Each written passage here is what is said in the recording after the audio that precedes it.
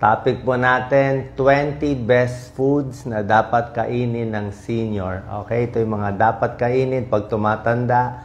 Pero kahit bata, di ba, pwede naman kumain nito. Pero syempre pag senior na, focus na tayo sa mga long life tips natin.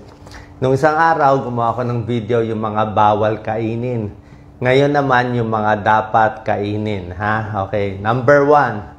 Pag senior na, number 1, dapat mas maraming isda ang kakainin. Okay? More fish ang kakainin, bawas na ng baboy, baka. Ang isda kasi may omega-3 fatty acids, maganda sa puso. Okay? Hindi lang puso maganda, sa cholesterol, pwede rin. At yung mga may palpitasyon, pwede rin. Nakakatulong din sa palpitasyon ng omega-3 fatty acids ng isda. Kahit anong isda, pwedeng sardinas, pwedeng tuna, pwedeng bangus, yung may pera, pwedeng salmon, lahat to may tulong. Number 2, pwede kumain ng manok. Okay? Lalo na yung, siguro yung pecho, yung breast, pwede. O pwede naman may balat konti, medyo fatty lang yung balat. Pero at least yung manok better. Pero ang gusto natin sa manok, wag naman fried chicken lagi. Kasi kung fried chicken na may breading, mamantika pa rin. Maganda sa manok, yung mga roasted, inasal, o nilagang manok, pwede rin yan, nasabaw. Bukod sa manok, yung mga ibang healthy, yung mga turkey, yung mga low sodium. Ang maganda sa chicken kasi, may protina. Pampalakas ng muscle, pagbigay ng energy. Pwede yan sa may edad. Number 3, pwede ang mga tofu, mga tokwa, okay lang yan. Kasi mga tofu, tokwa, protein yan eh. May protein din siya eh.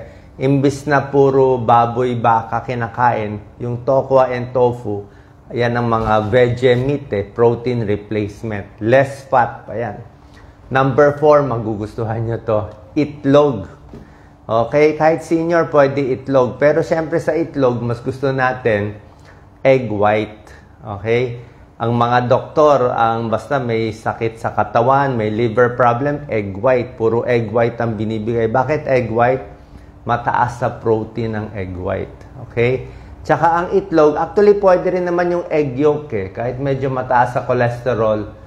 Ang recommended siguro hanggang 1 egg in a day pwede. Isang itlog sa isang araw. Kung bibilangin mo sa isang linggo, mga 7 itlog, 7 eggs in a week yan. Kahit may konting sakit sa puso, pwede na yan. 1 egg a day lang naman. Depende rin sa luto, imbis na fried egg, pwede rin naman hard-boiled egg. Di ba?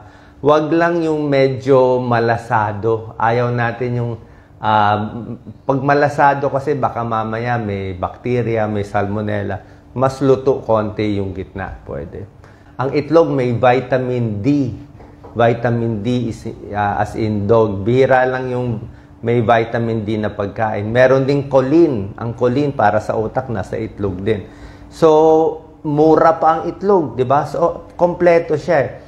Pag wala kayong pera, pambili ng mga mamahaling karne, itlog na lang pwede yan, pampalakas. Number 5, pwede kumain ng mani. Kasoy, peanut, walnut, almond, kasoy, lahat yan pwede. Basta yung mani, meron mga binibenta ngayon yung mga unsalted. Yung walang asin, walang mantika, mani lang. Yun talaga maganda. Tapos, mga 30 grams lang, mga konti lang, isang dakot ng ganyang maliit lang. Pwede na yan for the day. Ang maganda sa mani, talagang concentrated siya. Punong-puno siya ng minerals, ng protein, marami siyang sustansya. Yung mani na walang asin, walang mantika, okay din yan sa puso, okay din sa cholesterol, pati sa diabetes, nakaka-prevent din yan. So maganda yan. Kahit buto ng kalabasa, maganda rin yung buto ng kalabasa, basta konti lang. Ang babantay lang natin sa mani, wag lang yung luma o baka yung sira na kasi pag nainitan, ayaw natin. Meron kasing nagmo-molds nag-aamag, ayaw natin yun. Number 6, pwede nyo kainin strawberry. Sa mga prutas, sa Baguio, mura ang strawberry. Napakaganda ng strawberry kasi Ang strawberry and other berries, wala tayong ibang berries dito, yung mga blueberry, cranberry. Pero ang strawberry, anti-cancer siya. May anti-cancer property, may antioxidant ang strawberry, may fiber, may vitamin C, at mababa siya sa calories. Like sa Baguio, pag ang strawberry doon, hindi mo nalalagyan, matamis na siya. Yun talaga healthy. Number 7, pwede mo kainin ito, pampahaba ng buhay. Mansanas, apple. Okay? Apple, very healthy. Kaya nga sinabi, an apple a day keeps the doctor away. Mansanas, bakit?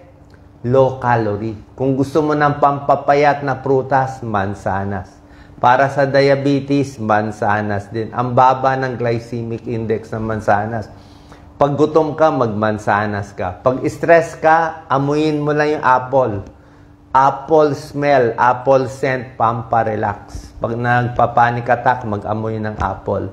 Apple, nakakabusog. Isang apple, 100 calories din lang siya. So, maganda siya. Pears, pwede rin. Apple, tapos yung balat ng apple, hugasan lang maigi. Pwede mo kainin konti nung balat. Kasi nasa balat yung fiber, yung pectin. Good for digestion, anti-inflammation, good for the heart. Ang baba lang ng sugar niya. So, hindi ko sinasabi apple juice. Apple juice, matamis na yon, may asukal na yun. Apple mismo. Diba? Actually, saging din pwede. Pero yung saging, wag lang masyadong marami. Mga 1 to 2 bananas lang. Tapos, wag din yung overripe. Wag din yung sobrang tamis. So, konti lang ang prutas kasi ng mga okay. Apple, pears, saging.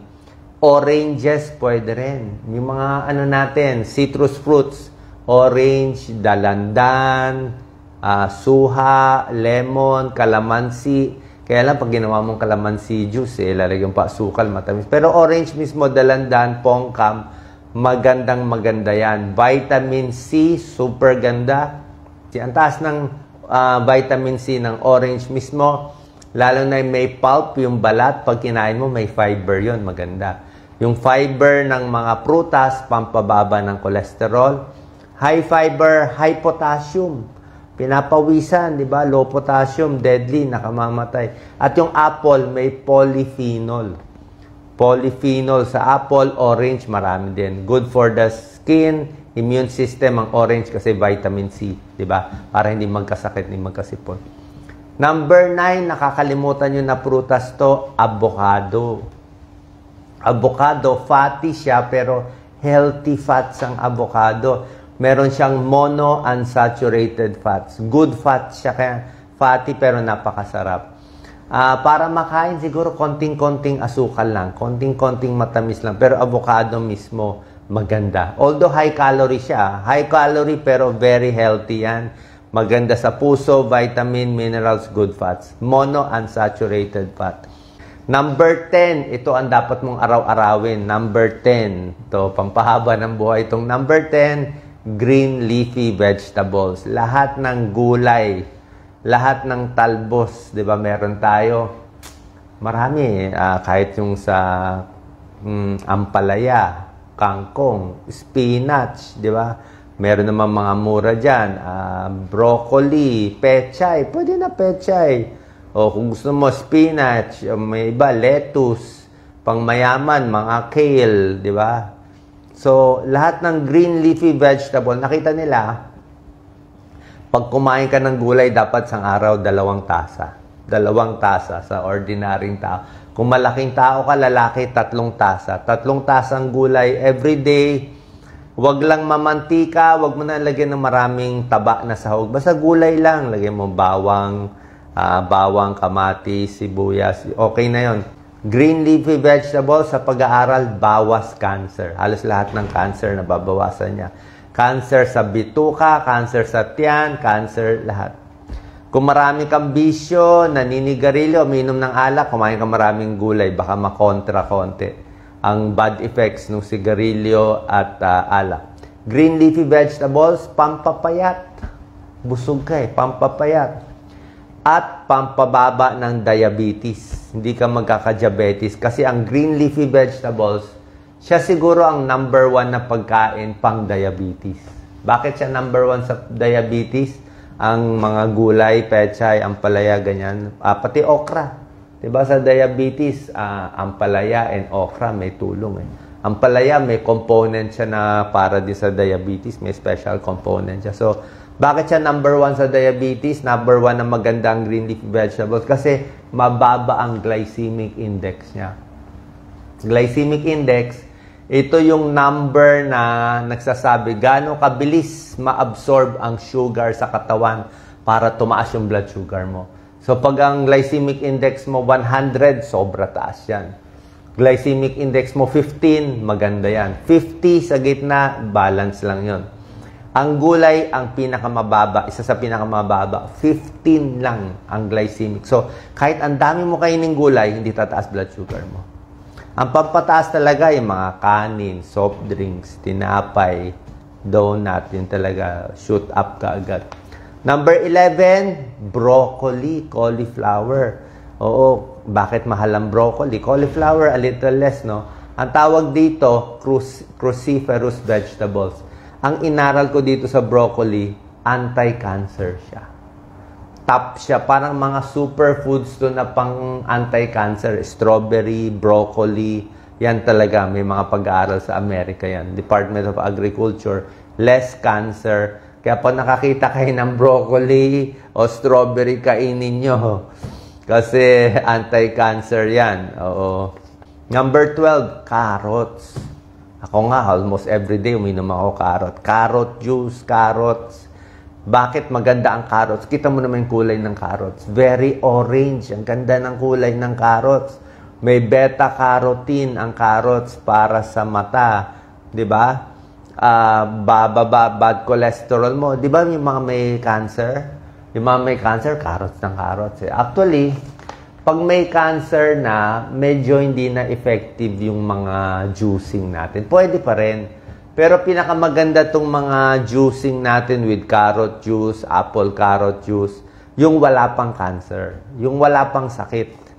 Bago pa umabot sa cancer, umiinom na nito o kumakain na nitong carrots, prutas at strawberry para makaprevent siya sa breast cancer.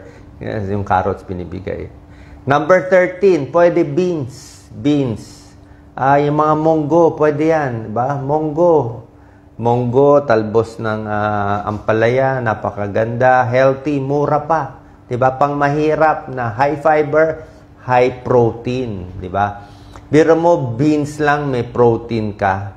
Diba? Na hindi ka na kailangan kumain ng baboy baka. So, vegetable protein, may vitamins. So, beans, munggo, pwede. Kahit may arthritis, wag matakot, 1 cup lang, pwede yan, beans. Number 14, sweet potato, kamote, di ba? Bakit natin sinasabi pag bagsak sa school kamote? Hindi, maganda ang kamote. Ang kamote, kita mo ang kulay niya, yellow, di ba? Minsan may pagka-orange ang kamote. Ang ginawa ng Diyos, basta makulay, masustansya. Makulay yung kamote, yung carrots, makulay. Pwede yan. May fiber, may vitamins. Maganda sa digestion. Maganda sa baga ang kamote. Good for the lungs. Number 15, superfood din to, kamatis. Ako, kamatis. Sobrang health. Kamatis, di ba? Bakit? Antioxidant, lycopene. Di ba?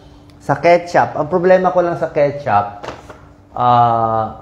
ang problema sa ketchup kasi maalat eh. Very salty. Kaya yung mga may kidney problem, bawal ang ketchup. Maalat siya, hindi mo lang alam. Ang daming salt, minsan pa may sweet blend, maraming sugar. Pero healthy naman. Pero mas healthy yung kamatis mismo. Pag tomato sauce kasi nahaluan na ng mga dagdag. Pero yung kamatis mismo, lagyan mo ng konting mga sibuyas, lagyan mo konting asukal, konting patis. Konti-konti lang. Yan, favorite natin yung kamatis eh. Hindi pwede maraming patis. Kamatis para sa puso, lycopene, antioxidant. Diba? Carrots, kamatis sa mata, maganda rin. Okay? Huwag kakalimutan to. Number 16, whole grain. Yung mga high fiber, mga oatmeal. Pampababa ng cholesterol, oatmeal. Brown rice, pwede naman white rice gusto mo. Wheat bread, pwede mo white bread. Minsan kasi hindi tayo sanay sa brown rice, wheat bread. Mais, konti-konti, pwede naman. Pero itong mga whole grain, brown rice, wheat bread, oatmeal, pwede sa cholesterol, pambababa ng diabetes. Yan, yung mga may tulong dyan. Number 17, low-fat milk. Kung gatas, low-fat na lang, di ba? Kasi healthy ang gatas eh. Pero kung takot ka tumaba, doon na tayo sa low-fat, lalo na pag senior na tayo. Iwas tayo sa gatas na maraming halo Yung mga, maraming kasing gatas na flavored yung nilagyan na strawberry, ang daming asukal, alanganin tayo doon. Number 18, yogurt. Okay? Yogurt, healthy, pero wag yung yogurt na maraming flavored yogurt, matatamis. Tingnan nyo rin, yung mga plain yogurt lang, yung medyo maasim-asim, yun na mas maganda. Number 19, tsaa. Lahat na inumin mo tsaa, green tea, herbal tea, chamomile tea, chrysanthemum tea. Tsaa, kita mo sa Japan, 'di ba? Puro tsaa, mainit. 'Di ba? Mainit na tsaa. Antioxidant, green tea, anti-cancer, pamparelax, chamomile tea, relax, pampatulog, tsaa. Yan ang habit sa hapon. Number 20, last, the most important, tubig. Diba? Dapat maraming tubig. 8 hanggang 10 baso. Pag senior, siguro pwede mga 8 baso. Hindi ko nahahabulin yung 12 glasses unless lagi nainitan ng senior. Senior, mga 8 basong fluid or water in a day. Pero ang difference lang sa senior, mas gusto ko, naka-space na yung pag-inom. Hindi yung isang upuan, 2 baso. Pwede isang upuan, 1 baso. After 1 hour, 1 baso ulit. Pag ginawa mo pag ginawa mong kape, black coffee. Pag ginawa mong buko, hindi ko sinama buko Buko healthy, kailan nakakataba kasi siyempre senior kasi marami sa senior tumataba. Ang problema natin sa senior, dapat talaga bawas calorie. Ayaw mo tumaba ang senior kasi siyempre senior masakit na ang buto, may arthritis na, mahina. Okay, sana po nakatulong to yung mga dapat kainin ng senior at nabanggit ko rin konti. Meron akong another video na gawa na nung isang araw yung mga bawal kainin ng senior. Salamat po.